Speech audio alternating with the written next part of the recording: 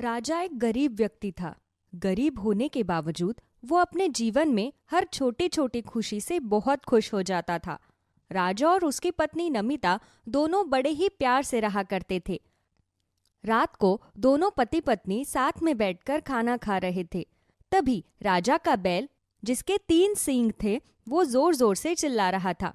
उसके चिल्लाने की आवाज सुनकर राजा मुस्कुराता हुआ नमिता से बोलता है, दिखा नमिता, हमारा लल्लू कितना समझदार हो गया है। उसे जब भी भूख लगती है वो जोर जोर से चिल्लाते हुए हमें बुलाने लगता है। अब एक काम करता हूँ, पहले लल्लू को खाना दे देता हूँ, उसके बाद ही खाना खाऊंगा मैं। अरे नहीं जी, आप आराम से बैठकर खाना खाइए, लल्लू को खाना मैं दे आती हूँ। अरे नहीं नहीं नमिता, तुम्हें तो पता ही है हमारा लल्लू कितना जिद्दी है। जब तक मैं उसे खाना नहीं खिलाऊंगा तब तक वो खाना ही नहीं खाता। तुम आराम से बैठो, मैं अभी आता हूँ। राजा अपने बैल को लल्लू कहकर बुलाता था। राजा अपने गौशाला में जाता है और लल्लू को खाना देता है। ले मेरे बच्चे, ये ले, पेट भर के खाना खा ले। कल सुबह बहुत सारा काम करना है हमें। जब तक तू मेरी मदद ना करे तब तक मेरा काम खत्म ही नहीं होता। भगवान ने भले ही मुझे कोई औलाद ना दी हो, लेकिन तू मेरे बेटे से कम नहीं है। चल लल्लू, अब तू आराम से खाना खा। ऐसे ही अगली सुबह राजा अपने बैल लल्लू के साथ अपने खेत जा रहा था। तभी राजा के गांव का एक अमीर जमींदार पप्पू सिंह उसके पीछे पीछे जाता है। आखिर राजा इतना खुश कैसे रहता है? आज तो पता लगाकर ही रहूंगा, आखिर क्या राज है इसकी खुशी का। पप्पू से राजा का सुख चैन बिल्कुल भी बर्दाश्त नहीं हो रहा था। वो चुपचाप एक पेड़ के पीछे खड़ा होकर राजा और उसके बैल को देख रहा था। मुझे तो लगता है इसकी खुशी का राज ये 3 सींग वाला बैल है। अरे एक तो ये बैल दिखने में ही बड़ा अजीब सा है, ऊपर से जब से ये राजा के जीवन में आया है तब से तो ये राजा बहुत खुश दिखाई देता है। अरे इतनी गरीबी में भी भला कौन इतना खुश रहता है? अरे एक मैं हूँ, इतनी सारी जमीन है, इतना सारा पैसा होने के बावजूद मुझे कुछ ना कुछ कमी लगी ही रहती है, और एक ये राजा है। पप्पू परेशान होकर वहां से अपने घर आ जाता है और घर आने के बाद उदास होकर अपने कमरे में बैठ जाता है। तभी वहां उसकी पत्नी शांति आती है और शांति अपने पति से कहती है, क्या बात है, बहुत उदास नजर आ रहे हैं आप, सब कुछ ठीक है ना? अरे भाग्यवान, क्या ठीक है? मुझे एक बात समझ में नहीं आती। हमारे गांव का वो जो राजा है ना, वो इतना गरीब है, खाने के लिए ठीक से राशन तक नहीं होता उसके घर में। इसके बावजूद वो इतना खुश रहता है। आखिर राज क्या है उसकी खुशी का? अब ये तो ऊपर वाला ही जाने, लेकिन मैंने जितना लोगों के मुंह से सुना है मैं उतना ही जानती हूँ। क्या सुना है लोगों के मुंह से? जरा मुझे भी बताओ। अरे पूरा गांव अच्छे से जानता है कि राजा के पास जो बैल है वो उसका थोड़ी है। वो तो राहत चलता फिरता बैल उठाकर घर ले आया था। एक तो वो बैल दिखने में भी बड़ा अजीब है, उसके 3 सींग है, और जब से वो बैल राजा के जीवन में आया है तब से राजा बहुत खुश रहता है। मुझे तो ऐसा लगता है कि वो बैल राजा के लिए बहुत भाग्यशाली है। लगता है तुम बिल्कुल ठीक कह रही हो। राजा की खुशी का राज वो 3 सींग वाला बैल ही है। किसी ने सही कहा है कि इंसान जितना अपने दुख से परेशान नहीं होता उतना दूसरों की खुशी देखकर परेशान रहता है। ठीक उसी तरह से पप्पू के साथ भी ऐसा ही हो रहा था। ऐसे ही अब पप्पू कैसे भी राजा को परेशान देखना चाहता था। रात को पूरा गांव अपने अपने घर में सो रहा था। तभी पप्पू अपने कुछ आदमियों के साथ मिलकर राजा के बैल लल्लू को पकड़कर कहीं दूर किसी और गांव में छोड़ आता है। ऐसे ही अगली सुबह राजा जब अपने गौशाला में जाता है तो वो अपने लल्लू को न देखकर परेशान हो जाता है। लल्लू, अरे ओ लल्लू, कहाँ चला गया तू? अब तक तू कभी भी मेरे बिना कहीं नहीं गया। लल्लू, तुझे मेरी आवाज आ रही है तो आजा चुपचाप। बेचारा राजा परेशान होकर यहाँ वहां लल्लू को ढूंढने लगता है, लेकिन लल्लू उसे कहीं नहीं मिलता। राजा भागता हुआ पूरे गांव में लल्लू को छान मारता है, लेकिन लल्लू उसे मिल ही नहीं रहा था, जिससे राजा बहुत ज्यादा परेशान हो जाता। लल्लू, कहाँ चला गया तू? अरे मुझसे कोई भूल हो गई क्या? या फिर जाने अनजाने में मैंने तुझे कुछ भला बुरा कह दिया जो तू अचानक से चला गया। लल्लू, कहाँ है मेरे बच्चे? तू आजा मेरे पास, मुझे तेरे बिना बिल्कुल भी अच्छा नहीं लग रहा। बेचारा राजा थक हार कर अपने घर आ जाता है। घर आने के बाद नमिता राजा को खाना देती है। तभी राजा रोते हुए नमिता से बोलता है, अरे नमिता, तुम ये खाना ले जाओ। जब तक मुझे मेरा लल्लू नहीं मिल जाता तब तक मैं खाना नहीं खाऊंगा। अरे तुम चिंता मत करो, लल्लू जहाँ भी होगा वो हमारे पास आ जाएगा। आपको तो पता ही है कि लल्लू भी हमारे बिना नहीं रह सकता। जब तक वो आपके हाथों से खाना ना खा ले तब तक उसे चैन ही नहीं मिलता। लेकिन नमिता, सुबह से शाम हो चुकी है, लल्लू अभी तक घर पर नहीं आया है। मुझे उसकी बहुत चिंता हो रही है। कहीं उसके साथ कुछ हो तो नहीं गया है? हे भगवान, कितना बड़ा लापरवाह हूं मैं, अपने लल्लू का ख्याल ही नहीं रख पाया। लल्लू के जाने से राजा के घर का माहौल पूरी तरह से खराब हो जाता है।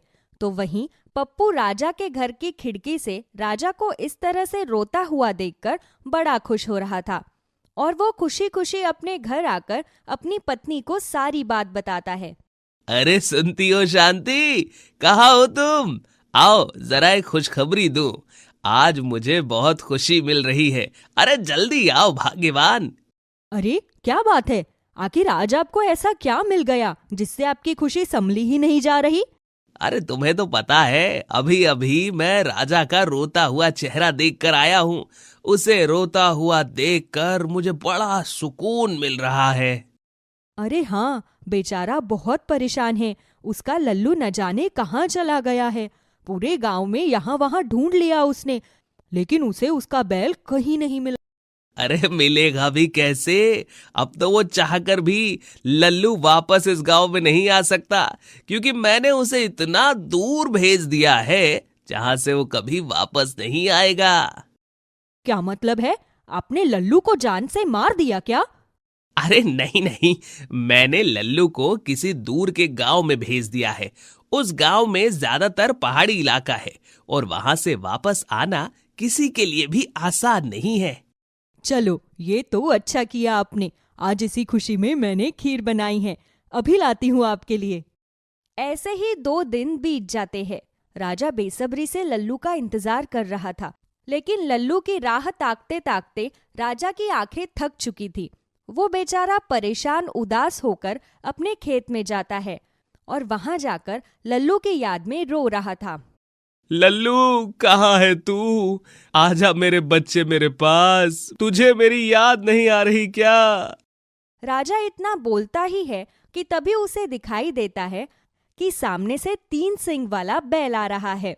उस बैल को देखकर राजा बहुत खुश हो जाता है। अरे ये क्या? मेरा लल्लू वापस आ गया! मेरा लल्लू वापस आ गया! राजा भागते हुए जाता है और लल्लू को अपने गले से लगा लेता है। लल्लू, कहाँ चला गया था तू? मैं तुझसे बहुत नाराज हूँ। तुझे पता भी नहीं है कि तेरे बिना मेरा क्या हाल हो गया था। अब मैं तुझे कभी कहीं जाने नहीं दूंगा। चल, अब घर चल। राजा अपने लल्लू को लेकर अपने घर आ रहा था। तभी पप्पू की नजर राजा के 3 सींग वाले बैल लल्लू के ऊपर जाती है। लल्लू को देखकर पप्पू बहुत हैरान हो जाता है। क्या बात है राजा, तुम्हारा बैल तुम्हें मिल गया क्या? कहाँ गया था ये? पप्पू के इतना बोलते ही लल्लू अपने तीनों सींग से पप्पू को जमीन पर उठाकर पटक देता है, जिससे पप्पू के कमर में बड़ी ही तेज चोट लग जाती है। ओ मोरी मैया, कमर तोड़ दिया रे इसने। अरे ओ राजा, लेकर जा इस बैल को। हे भगवान, क्या बिगाड़ा है मैंने इसका, जो इसने मेरी ऐसी हालत कर दी। अरे माफ करिएगा, लगता है लल्लू भूखा है, इसीलिए शायद गुस्से में इसने ऐसा किया, वरना लल्लू कभी किसी को नहीं मारता। लल्लू, तुम घर चलो। राजा खुशी खुशी अपने बैल को लेकर अपने घर आ जाता है। घर आने के बाद दोनों पति पत्नी बहुत खुश थे। ऐसे ही कुछ दिन बीत जाते हैं और एक दिन राजा की पत्नी राजा से बोलती है, अरे सुनिए जी, घर में ना तो राशन है और ना ही कोई सब्जी, आखिर खाना कैसे बनाऊं मैं? माफ करना नमिता, लेकिन अभी तो मेरे पास 1 रुपया भी नहीं है, क्योंकि तुम्हें तो पता ही है, जब से लल्लू गया था तब से मैंने खेत में कुछ भी काम नहीं किया, इसीलिए मेरे पास पैसे नहीं हैं। अब मुझे ये समझ में नहीं आ रहा कि मैं खाना क्या बनाऊं। घर में थोड़ा सा भी राशन नहीं है। वो दोनों आपस में बातचीत कर ही रहे थे कि तभी लल्लू राजा के घर में घुस जाता है।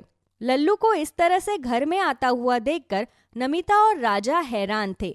तभी लल्लू अपने जादुई तीनों सिंह में से पैसा, सोना, चांदी ये तीनों प्रकट करने लगता है। ये देखकर नमिता और राजा दोनों की आंखें फटी की फटी रह जाती है। तभी राजा लल्लू से बोलता है, अरे ये क्या लल्लू? घबराओ नहीं, मैं जादुई 3 सींग वाला बैल हूं। मैंने तुम्हें कभी भी ये पता नहीं लगने दिया कि मैं जादुई बैल हूं, बल्कि तुम्हारे साथ एक साधारण जीवन जी रहा था। लेकिन अब वक्त आ गया है कि मैं तुम्हें बताऊं कि मैं एक जादुई बैल हूं और मैं हमेशा तुम्हारी मदद करूंगा, क्योंकि तुम एक ईमानदार और मेहनती व्यक्ति हो। देखते ही देखते राजा अब अपने जादुई 3 सिंग वाले बैल की मदद से बहुत अमीर हो जाता है। पूरे गांव में सबसे ज्यादा अमीर अब राजा ही था। राजा की अमीरी और तरक्की को देखकर पप्पू को फिर से जलन होती है और पप्पू एक रात फिर से लल्लू को खूंटे से छुड़ाने की कोशिश कर रहा था। तभी लल्लू पप्पू को खींचकर एक लात मारता है, जिससे पप्पू हवा में यहाँ वहां घूमने लगता है और वो जोर जोर से चिल्लाने लगता है। तभी गांव के सभी लोग, साथ में राजा और नमिता भी घर से बाहर निकल आते हैं। मुझे माफ कर दो, मुझसे बहुत बड़ी भूल हो गई, मुझे नीचे उतारो, अरे कोई तो मेरी मदद करो। नहीं नहीं, अभी तो ये कुछ भी नहीं है। तुमने जो भी किया है तुम्हें उसकी सजा तो मिलकर ही रहेगी।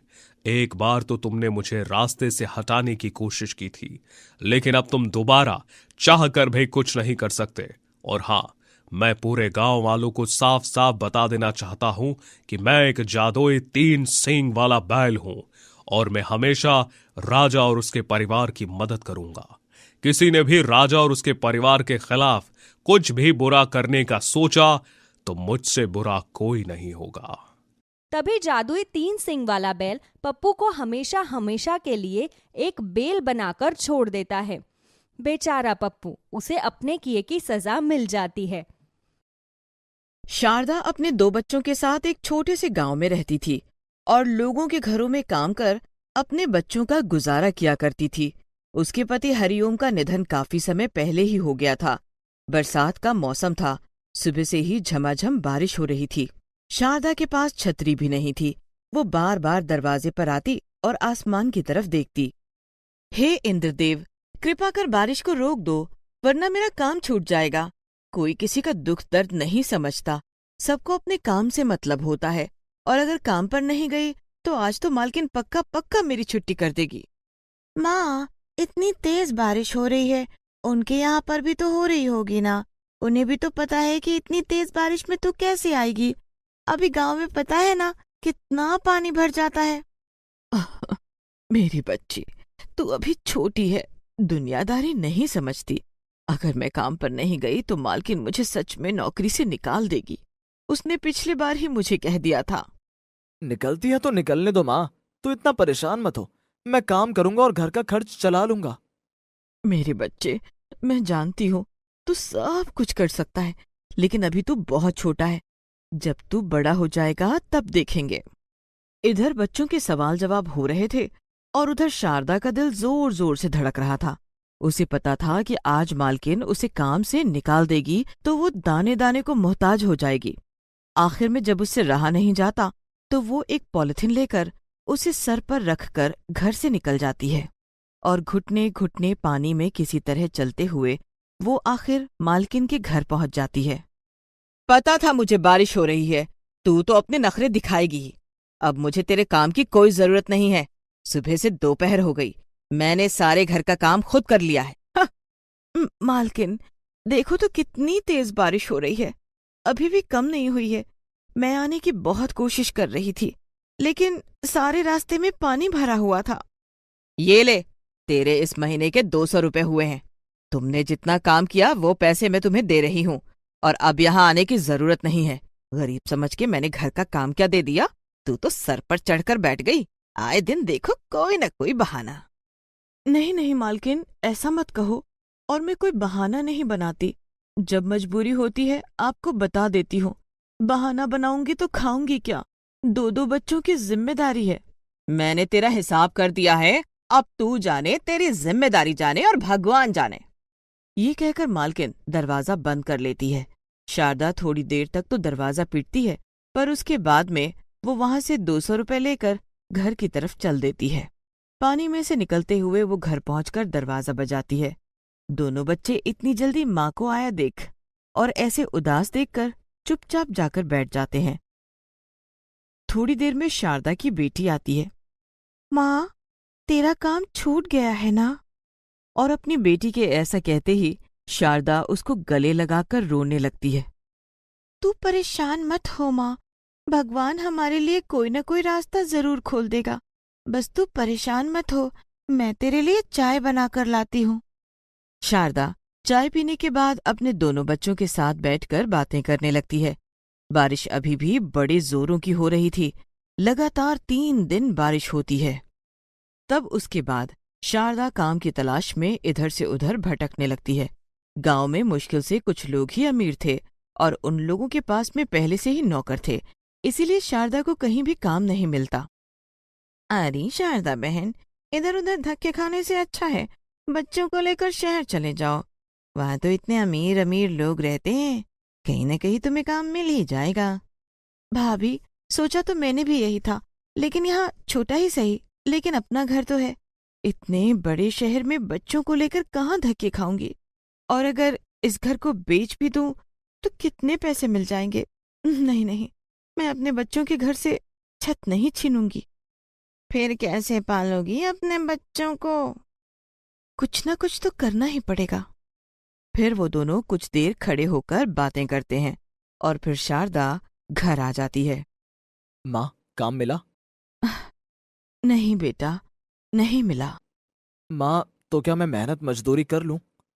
नहीं मेरे चांद, अभी तुम्हारी माँ जिंदा है, मैं देख लूंगी। अगले दिन सुबह सुबह शारदा फिर काम की तलाश में निकल जाती है और जब काम नहीं मिलता तो वो थक हार कर मंदिर की सीढ़ियों पर बैठ जाती है। हे भगवान, मुझे कहीं न कहीं काम दिला दो। 2 जिम्मेदारियां मेरे सर पर हैं। तू तो सबको सहारा देता है, मुझे भी दे दे। शारदा अपनी आंखें बंद करे दोनों हाथ भगवान के सामने फैलाकर बैठी हुई थी। तभी एक औरत उसके हाथ पर नारियल रखकर चली जाती है। हे भगवान, मैं तो तुझसे प्रार्थना कर रही थी, वो औरत तो मुझे भिखारी समझकर मेरे हाथ पर नारियल रखकर चली गई। ऐसे दिन मैं नहीं देखना चाहती भगवान, मेरी मदद कर।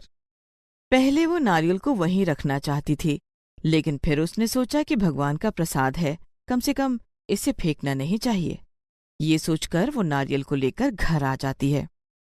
ये नारियल वहां रख दो, किसी ने भगवान का प्रसाद दिया है। शारदा बड़ी दुखी थी।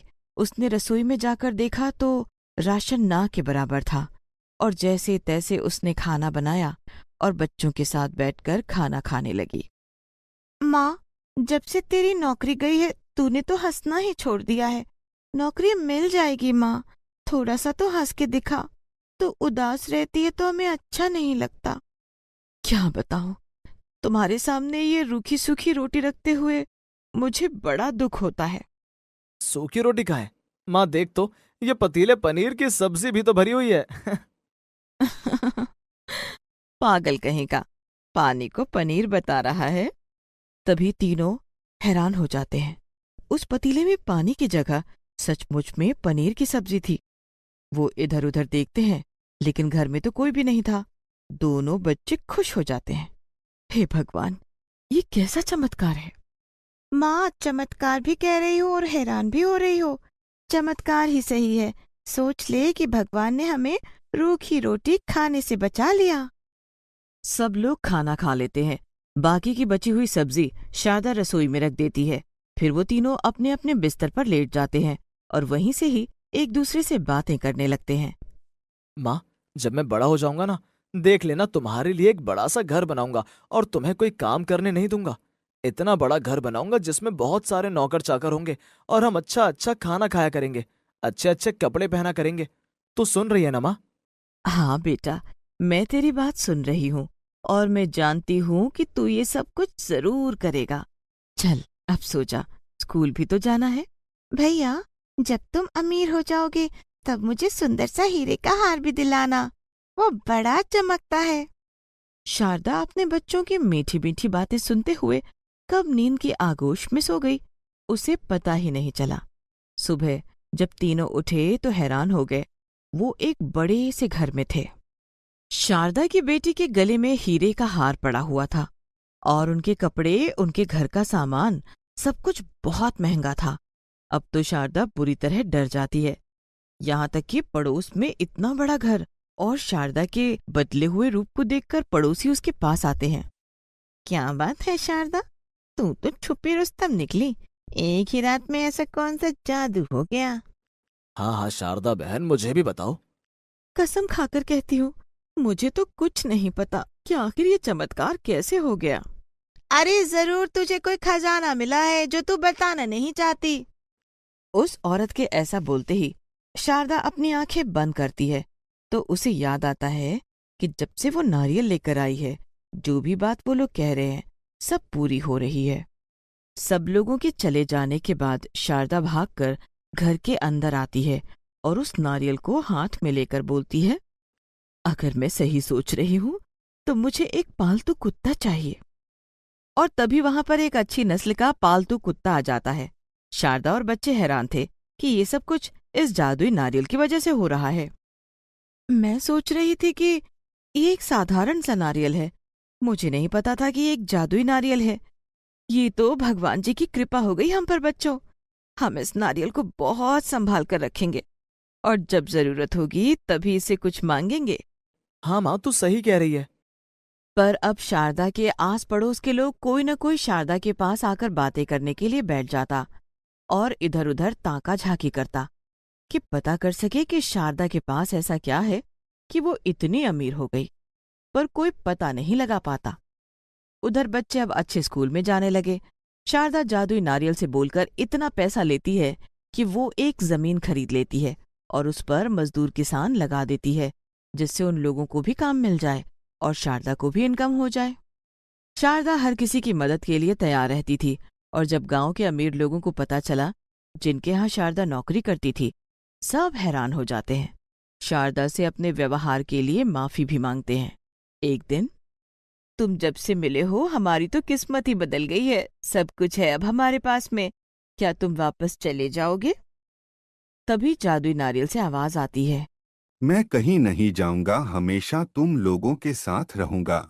मैं तुम्हारे पास भगवान के प्रसाद के तौर पर आया हूँ।